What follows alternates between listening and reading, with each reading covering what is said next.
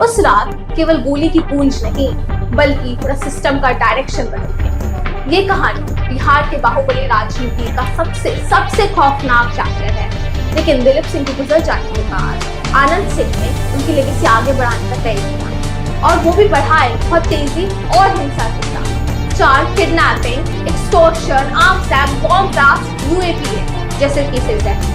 2020 में वो जेल में होने के बावजूद वो अपनी बीवी को आरजेडी से टिकट दिलवाए और वो गोपी इलेक्शन जीत गए। 2022 में कोर्ट ने उन्हें डिस्क्वालीफाई कर दिया। 2024 में वो पैरोल में बार रिलीज हुए, लेकिन आज भी बिहार के इलेक्शन में उनका बहुत बड़ा डंका बजता है।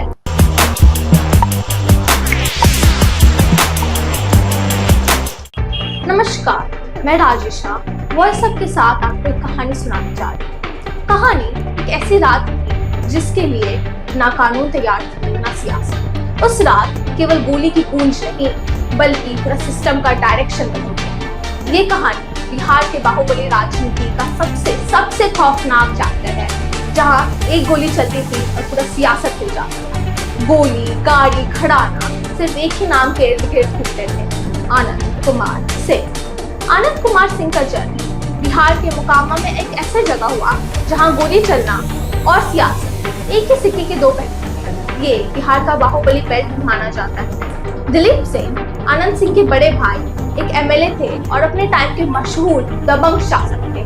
उन्हें सब बड़े सरकार कहते थे। दिलीप सिंह के आजू बाजू दाएं बाएं हर जगह पॉलिटिकल सत्ता घूमती रहती। लेकिन दिलीप सिंह के गुजर जाने के बाद आनंद सिंह ने उनकी लेगेसी आगे बढ़ाने का तय किया और वो भी बढ़ाए बहुत तेजी और हिंसा के साथ। आनंद सिंह का नाम क्राइम्स में तो बढ़ ही रहा था, लेकिन वो पॉलिटिकल मैटर्स में भी अपना छाप छोड़ना शुरू कर दिए थे।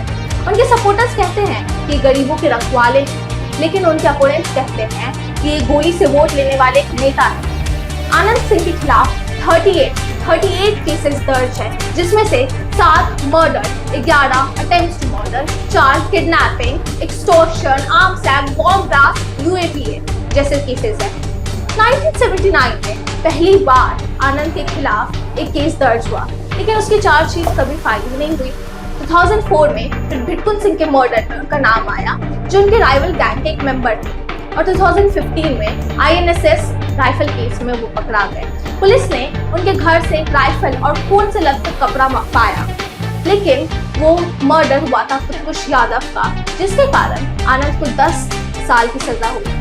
2022 में आनंद को 2 अलग केसेस के कारण 10 साल की सजा हुई, लेकिन जेल के जाने के बावजूद आनंद की पावर में कोई कमी नहीं आई। वो अपनी बीवी को नीलम यादव को उनकी सियासत कुर्सी संभालने का जिम्मा छोड़ गए। 2005 में पहली बार जेडीयू के साथ मिलकर आनंद ने इलेक्शन लड़ा और वो जीते। 2010 में दोबारा जीत गए। 2015 में जेडीयू से निकाले जाने के बावजूद वो इलेक्शन इंडिपेंडेंटली लड़े और वो भी जीत गए। 2020 में वो जेल में होने के बावजूद वो अपनी बीवी को आरजेडी से टिकट दिलवाए और वो गोपी इलेक्शन जीत गए। 2022 में कोर्ट ने उन्हें डिस्क्वालीफाई कर दिया।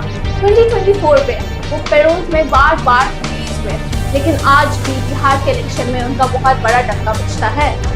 और जहां तक बात रही रेशमा खातून के मर्डर और मॉलेस्टेशन केस में, तो आनंद के खिलाफ कभी कोई सबूत नहीं मिला। आनंद कुमार सिंह कुछ के लिए आतंक और कुछ के लिए आवाज है।